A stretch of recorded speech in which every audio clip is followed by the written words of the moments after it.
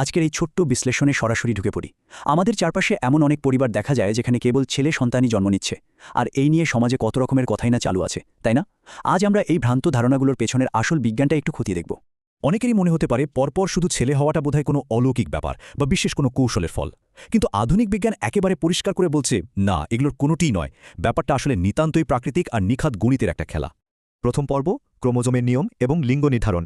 বিষয়টাটি কেন ঘটে তা বুঝতে হলে কোষের ২৩তম ক্রোমোজোম জোড়ার দিকে তাকাতে হবে। সবচেয়ে ইন্টারেস্টিং ব্যাপার হলো, মায়ের শরীরে সবসময় XX ক্রোমোজোম থাকে, অর্থাৎ মায়ের দিক থেকে সবসময় X ক্রোমোজোমে আসবে। এটা একদম ফিক্সড। এর মানে দাঁড়াচ্ছে, সন্তান ছেলে হবে নাকি মেয়ে, সেই পুরো বিষয়টা নির্ভর করছে বাবার সেই সফল শুক্রাণুটির ওপর, যেটা X নাকি Y বহন করছে। দ্বিতীয় পর্ব, 50-50 কয়েন টস বা সম্ভাবনার খেলা। গণিতের হিসেবটা কিন্তু খুব সোজা।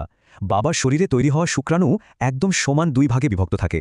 অর্ধেক শুক্রাণু মেয়ে সন্তানের জন্য X ক্রোমোজোম নিয়ে ঘোরে, আর বাকি অর্ধেক ছেলে সন্তানের জন্য Y ক্রোমোজোম বহন করে। তো এখানকার সবচেয়ে ভাইটাল পয়েন্টটা হলো, প্রতিবার সন্তান ধারণের সময় ছেলে বা মেয়ে হওয়ার সম্ভাবনা ঠিক ওই 50% থেকেই নতুন করে শুরু হয়। এটা জাস্ট একটা কয়েন টস করার মতো। পরপর 4 বার যদি হেড পড়ে, সেটা স্রেফ একটা কাকতালীয় ব্যাপার। এর মানে কিন্তু এই না যে কয়েনটাতে কোনো গণ্ডগোল আছে। তৃতীয় পর্ব, দ্রুত ও ধীর শুক্রাণু, অর্থাৎ কিছু জিনগত ব্যতিক্রম। প্রকৃতির এই লটারিতে বিজ্ঞানীরা আবার কিছু চমকপ্রদ ব্যতিক্রমও খেয়াল করেছেন।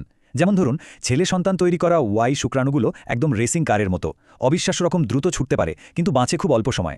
অন্যদিকে মেয়ে সন্তান তৈরি করা X শুক্রাণুগুলো একটু ধীর গতির হলেও এরা কিন্তু শরীরের ভেতর বেশ লম্বা সময় টিকে থাকতে পারে।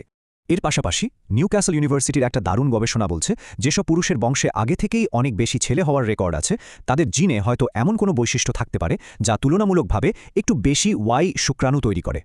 তবে হ্যাঁ, দিন শেষে এটা এখনও সেই সম্ভাবনারই খেলা, একেবারে শতভাগ প্রমাণিত কোনো থিওরি নয়। তো এই পুরো বিশ্লেষণ থেকে আমরা জানলাম যে ছেলে সন্তান হওয়াটা কোনো জাদুকরী ব্যাপার নয়, স্রেফ একটা 50-50 বায়োলজিক্যাল লটারি। তাহলে এবার শেষ করার আগে একটা প্রশ্ন রেখে যাই, এই বৈজ্ঞানিক সত্যটা জানার পর যেসব পরিবারে কেবলই ছেলে বা কেবলই মেয়ে আছে, তাদের প্রতি সমাজের যে প্রচলিত দৃষ্টিভঙ্গি, সেটা কি একটু হলেও বদলানো উচিত নয়? উত্তরটা সবার ভাবনার জন্যই রয়ে গেছে।